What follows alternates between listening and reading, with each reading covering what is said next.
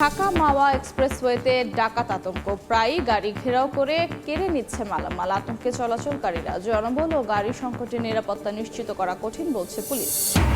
অর্থবিত্তের সন্ধানে অবৈধ পথে ইতালি যাত্রা, মাঝপথে লিবিয়ায় মাফিয়াদের খপ্পরে পড়ে লাশ হচ্ছেন অনেকে। দালাল নির্মূলের চেষ্টায় শরীয়তপুরের পুলিশ।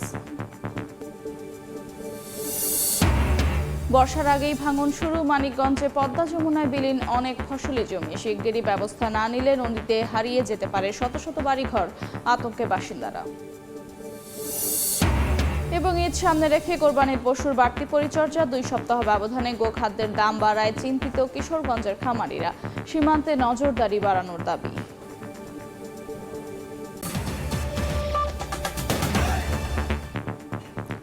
আমন্ত্রণ সময় সংবাদের নিয়মিত আয়োজন। বিভাগীয় সময়ে থাকছে সপ্তাহের 7 দিন ভিন্ন ভিন্ন বিভাগের সংবাদ নিয়ে। আজ থাকছে ঢাকা বিভাগ, সঙ্গে আছে আমি আফরোজা মৌটুসী। ঢাকা মাওয়া এক্সপ্রেসওয়েতে বেড়েছে সংঘবদ্ধ ডাকাতি। গত 23 দিনে ঘটেছে 4টি ডাকাতি, আর 1 বছরে এই সংখ্যা 20টি। পুলিশ বলছে, জনবল ও গাড়ি সংকটের পরও এক্সপ্রেসওয়ে নিরাপদ রাখতে চেষ্টার কমতি নেই। নাসিরুদ্দিন উজ্জ্বলের রিপোর্ট। গত 23 দিনে এক্সপ্রেসওয়েতে এমন আরও 3টি ডাকাতির ঘটনা ঘটে। এর মধ্যে পুলিশ ও র্যাব পরিচয়েও ডাকাতি হয়। এতে চরম উদ্বেগে আছেন সড়কটি ব্যবহারকারীরা। পরিবহন শ্রমিকরা জানান, এমন অভিনব কায়দায় ডাকাতরা ঘেরাও করে যে কারো কিছু বোঝার আগেই সর্বস্ব লুট হয়ে যায়। দ্রুত এ বিষয়ে কঠোর ব্যবস্থা নেওয়ার দাবি তাদের। যারা ডাকাতি করছে ট্রাভেল পোশাক পরা, ওয়ারলেস হাতে, অস্ত্র হাতে, সবকিছু আছে, আইডেন্টি কার্ড সব আছে। প্রশাসন একটু সুনজর দিলে, একটু মানে পাহারা বাড়াই দিলে একটু সুবিধা হয়, টল পুলিশ বাড়াই দিলে। ব্যারিকেড দিয়ে ওরা 4-5 জন ওরা চাকু ঠেকায় মাকায় দিয়ে যাত্রী ছিনতাই করে, ড্রাইভারের জিম্মি করে। তবে জনবল ও গাড়ি সংকটের অজুহাত পুলিশের। তারপরও এক্সপ্রেসওয়ে নিরাপদ রাখার চেষ্টা চলছে বলে জানান সংশ্লিষ্ট কর্মকর্তা। 3টা মোবাইল টিম আমাদের হায়ার পুলিশের এবং 2টা চেকপোস্ট রয়েছে, একটা রেকার রয়েছে। আমরা সার্বক্ষণিকভাবে দিনরাত 24 ঘন্টা আমরা তখন জোরদার করেছি। মহাসড়কে কোনোরূপ ডাকাতের ঘটনা সামনের ঈদকে কেন্দ্র করে সংগঠিত না হয় সে ব্যাপারে আমরা আমাদের টহল সংখ্যা আরও বৃদ্ধি করবো। এখানে পুলিশ জানায়, গত 1 বছরে এই এক্সপ্রেসওয়েতে 20টি ডাকাতির ঘটনা ঘটে। মুন্সিগঞ্জের শ্রীনগর ও সিরাজদিখানের বিভিন্ন পয়েন্টে এক্সপ্রেসওয়েতে ডাকাতি এবং ডাকাতির চেষ্টার ঘটনায় এই পথ ব্যবহারকারীদের মধ্যে আতঙ্ক দেখা দিয়েছে। নাসিরুদ্দিন উজ্জ্বল, সময় সংবাদ, মুন্সিগঞ্জ। এ নিয়ে আলোচনা করতে এই মুহূর্তে মুন্সিগঞ্জে আছেন সহকর্মী নাসিরুদ্দিন উজ্জ্বল। তার সঙ্গে যুক্ত হচ্ছেন হাসারা হাইওয়ে থানার ইনচার্জ আব্দুল কাদের জিলানী। সরাসরি যাচ্ছে উজ্জ্বলের কাছে। পদ্মা সেতু ঘিরে রাজধানী ঢাকার সঙ্গে দক্ষিণাঞ্চলের যোগাযোগের একটি বিশেষ মাইল ফলক তৈরি হয়েছে এক্সপ্রেসওয়ে। এই দেশের প্রথম এক্সপ্রেসওয়েটিতে এখন কিন্তু রাতের বেলা এবং দিনের বেলা বিভিন্ন সময় অপরাধীদের যে নানা রকম অপতৎপরতা চলছে সেই বিষয়ে কিন্তু ভাবিয়ে তুলেছে এই পথে যাতায়াতকারী লাখো মানুষকে। তো এই বিষয়ে আমরা জানতে চাইবো হাসারা হাইওয়ে পুলিশের অফিসার ইনচার্জ আব্দুল কাদের। আপনি যদি বলতেন যে এই পরিস্থিতি যে চলছে, যে মানুষ এখন কতটা আতঙ্কে আছে, এই কারণটা কি? আসলে জানেন যে ঈদের সময় আসলে আমাদের দেশে ক্রাইমের সংখ্যা বেড়ে যায়। সেই কারণে কিন্তু এই প্রবণতা শুরু হয়েছে। আমরা আমাদের এই বিষয়গুলো নিয়ে আমাদের সিনিয়র অফিসার এবং আমাদের সঙ্গে যারা সম্পৃক্ত সবার সঙ্গে এবং সংশ্লিষ্ট জেলা পুলিশের সঙ্গে সমন্বয় করে কিন্তু আমরা কাজ করছি। ইতিমধ্যে যে কয়েকটা ঘটনা ঘটেছে, আমরা কিন্তু প্রত্যেকটা ঘটনায় বাংলাদেশ পুলিশ কিন্তু প্রত্যেকটা ঘটনায় সেগুলোকে আইডেন্টিফাই করতে এবং আসামিদের ধরতে সক্ষম হয়েছে। এইখানে যে এক্সপ্রেসওয়েটা আন্তর্জাতিক মানের রাস্তা তৈরি করা হয়েছে, কিন্তু আন্তর্জাতিক মানের তৈরি করার ফলে এখানে যে সিসি ক্যামেরাগুলো লাগানো হয়েছে অথবা স্পিড ডিটেক্টর যে ক্যামেরাগুলো লাগানো হয়েছে, এই ক্যামেরাগুলো লাগানো হয়েছে শুধু সড়ক পথে লাগানো হয়েছে কিন্তু এগুলো ব্যবহার উপযোগী। আমরা এটা পুলিশ এটা ব্যবহার করতে পারি না। আমরা যদি পুলিশে যদি এটা ব্যবহার করতে পারতাম তাহলে আমার মনে হয় যে অনেকাংশে এই দুর্ঘটনা এবং অপরাধ যে কার্যক্রমগুলো ঘটনা ঘটে গেলে আমরা সেগুলাকে রিভোভ করতে পারতাম অথবা কমানো সম্ভব ছিল আমাদের। কিন্তু এই যে এই এক্সপ্রেসওয়ে হচ্ছে মাওয়া এলাকায়, কিন্তু ঢাকার থেকে যে এটার মনিটরিং সেন্টার, সেখান থেকে মনিটরিং এর সুফল তো পাচ্ছে না। তো এইখানে যে হাইওয়ে পুলিশের আপনার 3 তলা ভবন আছে, অনেক রুম আছে, তো এইখানে যেহেতু ইন্টারনেট সিস্টেম, তো এই যে মনিটরিং সেন্টার সেটা কোথায় রাখা উচিত বা এই মনিটরিং এ পুলিশ থাকা উচিত কিনা? 100%, কারণ অপরাধ প্রবণ এবং অ্যাক্সিডেন্ট কমানোর জন্য কিন্তু পুলিশই কাজ করে থাকে। যার কারণে কিন্তু পুলিশকে এটাকে অ্যাক্সেস দেওয়া দরকার। পুলিশ যাতে ব্যবহার করতে পারে এটাকে পুলিশের নিয়ন্ত্রণে রাখা দরকার। না আমাকে যদি নিয়ন্ত্রণে না দেন আমি কাজটা করবো কিভাবে? ওনারা যদি ধলেশ্বরী টোল প্লাজায় অথবা এলেনবাড়িতে যদি রেখে থাকে তাহলে ওইখানে তো আমার অ্যাক্সেস নাই, পুলিশ যাওয়ার সুযোগ নাই। নিতে গেলে আমাকে ওইখানে অনুমতি নিয়ে যেতে হয়। তাহলে আমি এখন অনুমতি নিয়ে কি ক্রাইম নিবারণ করা সম্ভব আমার পক্ষে? আমাকে এটাকে সিসি ক্যামেরাগুলো এবং স্পিড ডিটেক্টর ক্যামেরাগুলোকে অবশ্যই পুলিশের নিয়ন্ত্রণে থাকা উচিত এবং পুলিশকে দেওয়া উচিত এগুলাকে ক্রাইম এবং এই দুর্ঘটনা কমানোর জন্য। তো আপনি বলছিলেন যে এই যে ইন্টেলিজেন্ট ট্রান্সপোর্ট সিস্টেম যেটি চালু করা হয়েছে কোটি কোটি টাকা ব্যয় এবং যেখানে ডিটেক্টর ক্যামেরা এবং সিসি ক্যামেরা উচ্চ পর্যায়ে, তো এইসব ক্যামেরা আপনি বলছিলেন যে 24টার মধ্যে 10টি বন্ধ আছে। এই কারণ কি? আর এই যে আমরা দেখছি যে সড়ক বাতি রাতের বেলা এত গুরুত্বপূর্ণ রোড, আগে তো আমরা সড়ক বাতি দেখেছি, এখন এগুলো বন্ধ কেন? হ্যাঁ, আমরা এখানে 24টা লাগানো আছে সিসি ক্যামেরা আর 8টা দেওয়া আছে speed detector camera. Speed detector ক্যামেরাগুলো সচল, কিন্তু সিসি ক্যামেরাগুলো অধিকাংশগুলো অচল। আমরা যখন কোনো একটা ঘটনা ঘটে, যখন আমরা যখন বলি ফোন করে যে এটা আমাদের লাগবে, তখন বলা হয় যে ক্যামেরাগুলো অচল বা বিভিন্ন প্রবলেমের কারণে এটা হয়। আর সড়ক বাতিগুলোকে অধিকাংশ জায়গায় আমি বলবো যে 80% জায়গায় সড়ক বাতিগুলো একদম নাই বললেই চলে, তা নাই। কারণ তারা বিভিন্ন সময় বিভিন্ন অজুহাত দেখায়। এটা বিষয়টা আমি একাধিকবার সংশ্লিষ্ট যারা স্টেক হোল্ডার রয়েছেন তাদের সঙ্গে আমি কথা বলেছি এবং আমি চিঠি আকারে তাদেরকে জানিয়েছি এগুলোর জন্য দ্রুত গতিতে এগুলো ব্যবহার। কিন্তু এই যে পদ্মা সেতু টোল প্লাজা এবং ধলেশ্বরী টোল প্লাজা দুই জায়গায় দুই রকম নীতি, একই সঙ্গে যে এক্সপ্রেস একটা ঢাকামুখী একটা মাওয়ামুখী এবং দুই পাশে দুটি লেন, তো আপনাদের যে গাড়ি এবং জনবল সেটা কি অবস্থা? আমরা আসলে দেখেন এখানে 30 কিলোমিটার রাস্তা আমরা দেখভাল করি। আমরা যদি রাস্তায় এক্সপ্রেস হইতে উঠতে হয় আমাকে সনবাড়ি অথবা টোল প্লাজা অথবা আমাকে আব্দুল্লাহপুর আমাকে এখান থেকে প্রায় 10 কিলোমিটার তারপরে আমাকে এক্সপ্রেস হইতে উঠতে হয়। এই একটা সমস্যা, আমি তাৎক্ষণিকভাবে যে পৌঁছাবো। আমাদের টহল টিম সবসময় থাকে রাস্তায়, আমরা তার চেষ্টা করি। আপনাকে ধন্যবাদ। আপনারা জানছিলেন যে এখানকার যে সড়কের নিরাপত্তার যে চ্যালেঞ্জগুলো, যে পদ্মা সেতু ঘিরে যে মাওয়া একটি পর্যটন জোনে পরিণত হয়েছে, শুধু দক্ষিণের মানুষ চলাচল ছাড়াও কিন্তু এখানে রাজধানী ঢাকা থেকে হাজার হাজার মানুষ এবং সারা রাত কিন্তু এই পথে যাতায়াত করে, কিন্তু এই পথগুলো নিরাপদ না থাকবার কারণগুলো আপনারা জানলেন।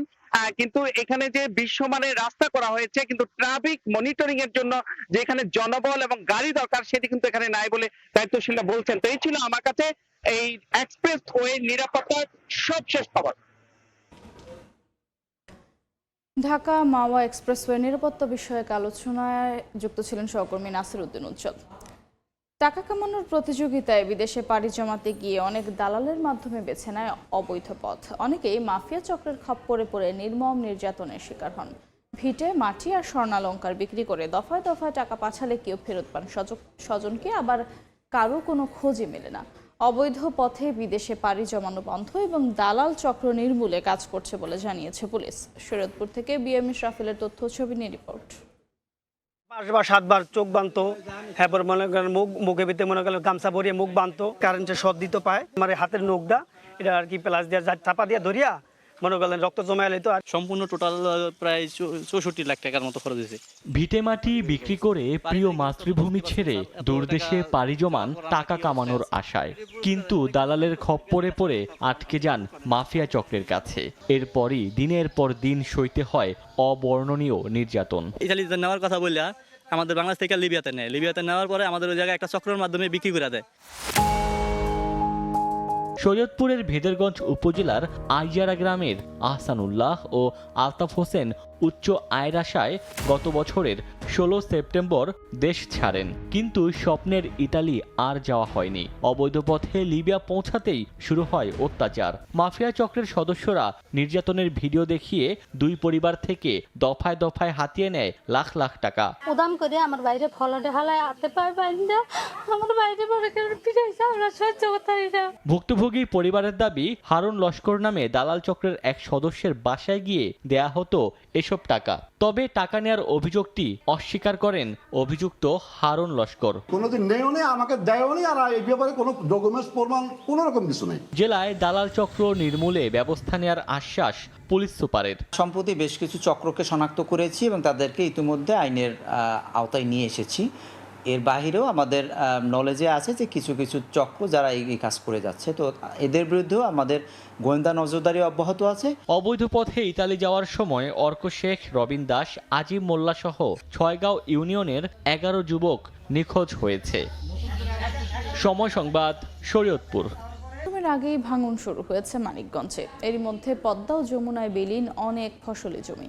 শিগগিরই ব্যবস্থা না নিলে নদীতে হারিয়ে যেতে পারে শত শত বাড়িঘর। এতে আতঙ্কিত নদী তীরের বাসিন্দারা।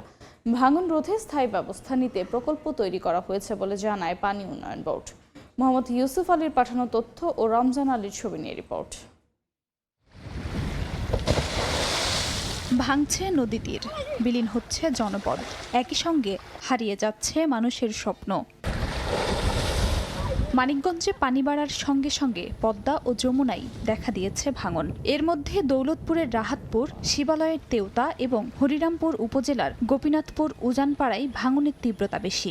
গত বর্ষায় ভাঙনপ্রবণ এলাকায় জিওব্যাগ ফেলা হলেও তা এবছর বিলীন হয়ে যাচ্ছে। এতে আতঙ্কিত নদী তীরের বাসিন্দারা। শীঘ্রই ব্যবস্থা না নিলে নদীতে চলে যেতে পারে শত শত বাড়িঘর। ফাটল ধরে ধরে দেবে ভেঙে ভেঙে যাইতেছে।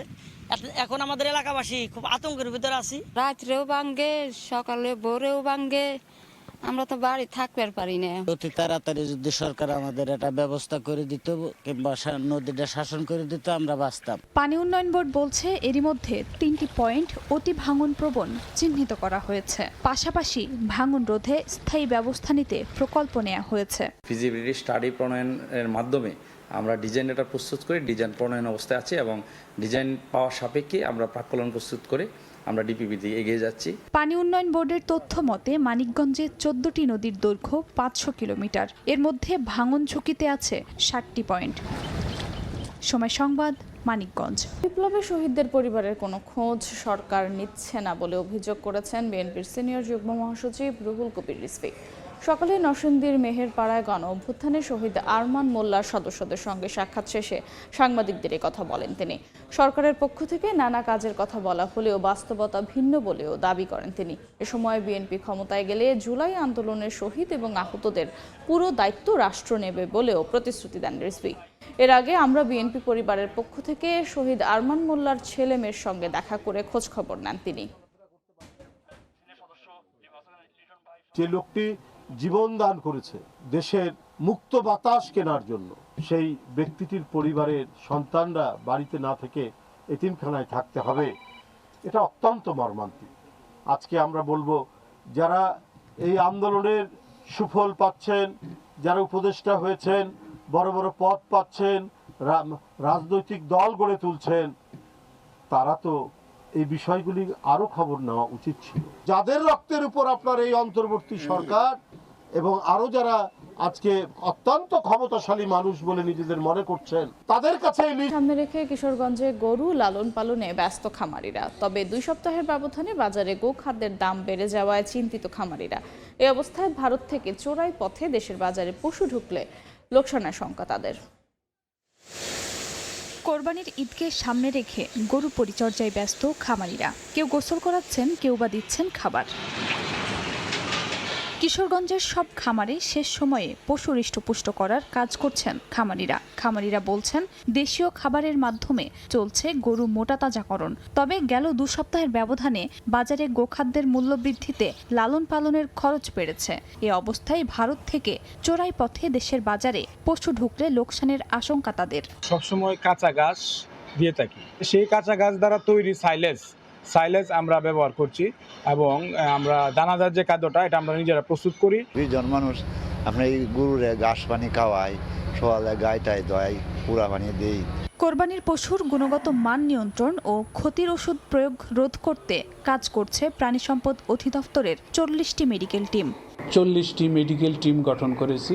আমরা আশা করতেছি আমাদের এই মেডিকেল টিমগুলো কার্যকর থাকবে এবং তারা মানুষকে সুস্থ পশু কেনা এবং যাতে কোনো অসুস্থ পশু না পাওয়া যায় সে ব্যাপারে আমরা সার্বক্ষণিক সহযোগিতা করব। জেলা প্রাণী সম্পদ অধিদপ্তরের তথ্য মতে জেলায় 1,80,911টি কোরবানির পশুর চাহিদার বিপরীতে খামারগুলোতে প্রস্তুত আছে 2,13,379টি। সময় সংবাদ আরেকবার। বর্জ্য ব্যবস্থাপনায় চরম উদাসীন নরসিংদী পৌর কর্তৃপক্ষ। যত্রতত্র ফেলা হচ্ছে ময়লা, সড়ক ও মাঠে আবর্জনার স্তূপ। এই অবস্থায় আধুনিক বর্জ্য ব্যবস্থাপনার দাবি পৌরবাসীর। শিগগিরই এ বিষয়ে ব্যবস্থা নেওয়ার আশ্বাস কর্তৃপক্ষের। আশিকুর রহমান পিয়ালের পাঠানো তথ্য ও মাহমুদুল হাসান মাহফুজের ছবি নিয়ে রিপোর্ট। জেলা প্রাণী সম্পদ অধিদপ্তরের তথ্য মতে জেলায় 1,80,911টি কোরবানির পশুর চাহিদার বিপরীতে খামারগুলোতে প্রস্তুত আছে 2,13,379টি। সময় সংবাদ। 1 আরেকবার। বর্জ্য ব্যবস্থাপনায় সড়কের মাঝেই ফেলা হচ্ছে আবর্জনা। অপসারণ না করায় মানুষের যাতায়াতের জায়গা হয়ে পড়েছে সরু। নরসিংদী পৌরসভায় যত্রতত্র আবর্জনা ফেলা হচ্ছে। পৌরবাসী বলছেন, শহরের অন্তত 50টি স্থানে আবর্জনার স্তূপের কারণে ঢেকে গেছে পুরো সড়ক। দুর্গন্ধে অতিষ্ঠ বাসিন্দারা। এতে পরিবেশ দূষণের পাশাপাশি হুমকিতে জনস্বাস্থ্য। মাসের পর মাস এমন অবস্থা থাকলেও পৌর কর্তৃপক্ষ কোনো ব্যবস্থা নিচ্ছে না অভিযোগ এলাকাবাসীর। ময়লার যে স্তূপের ভাগাড় এই যে আমাদের বাসার সামনে জমতেছে, এই যে বৃষ্টি হলে রাস্তার সয়লাভ হয়ে যায় ময়লাতে। তো এই পরিস্থিতি এখন আসলে আমরা কী বলবো, আমরা তো অসহায় মানে দর্শকের মতো আছি। যেখানে সেখানে ময়লা স্তূপ জমছে এবং সেখান থেকে নানা ধরনের রোগ জীবাণু ছড়াচ্ছে। রোগ বালাই তো আছে, মশা মাছির জন্য বাসায় খাবারও খাইতে পারি না। একবার বৃষ্টি হইলে হাজার হাজার পোকা কিরা আইটা বাসার ভিতরে ঢুকে। বর্জ্য অব্যবস্থাপনার জন্য আগের জনপ্রতিনিধিদের দুষছেন নাগরিক সমাজের প্রতিনিধিরা। বিগত জনপ্রতিনিধি যারা ছিলেন তারাও করেন নাই, পরবর্তীতে যারা প্রশাসক আসছেন তারাও এই ব্যাপারে উদাসীন, তাদের কোনো পরিকল্পনা নাই। শিগগিরই এ বিষয়ে ব্যবস্থা নেওয়ার আশ্বাস পৌর কর্তৃপক্ষের। বর্জ্য ব্যবস্থাপনা একটা ক্রাশ প্রোগ্রাম হাতে নিয়েছি। আমাদের বিশেষ করে ময়লা ফেলানোর যে নির্ধারিত জায়গা, সে জায়গার বাইরে রাস্তার পাশে যে ময়লাগুলো রয়েছে সেগুলো আমরা খুব দ্রুত সময়ে নিষ্কাশনের ব্যবস্থা করব এবং আমাদের যে ডাম্পিং ইয়ার্ড রয়েছে এবং ডাম্পিং ইয়ার্ডটা আমরা সম্প্রসারিত করব। নরসিংদী পৌরসভায় 9টি ওয়ার্ডে প্রতিদিন প্রায় 300 মেট্রিক টন বর্জ্য ফেলা হয়। সময় সংবাদ, নরসিংদী। বিভাগীয় সময়ের শীর্ষ সংবাদগুলো জানিয়ে দিচ্ছি আরেকবার। ঢাকা মাওয়া এক্সপ্রেসওয়েতে ডাকাত আতঙ্ক, প্রায়ই গাড়ি ঘেরাও করে কেড়ে নিচ্ছে মালামাল। আতঙ্কে চলাচলকারীরা। জনবল ও গাড়ি সম্পদের নিরাপত্তা নিশ্চিত করা কঠিন বলছে পুলিশ। অর্থবিত্তের সন্ধানে অবৈধ পথে ইতালি যাত্রা, মাঝপথে লিবিয়ায় মাফিয়াদের খপ্পরে পড়ে লাশ হচ্ছেন অনেকেই। দালাল নির্মূলের চেষ্টায় শরীয়তপুরের পুলিশ। এবং বর্ষার আগেই ভাঙন শুরু, মানিকগঞ্জে পদ্মা যমুনায় বিলীন অনেক ফসলি জমি। শিগগিরই ব্যবস্থা না নিলে নদীতে হারিয়ে যেতে পারে শত শত বাড়িঘর, আতঙ্কে বাসিন্দারা।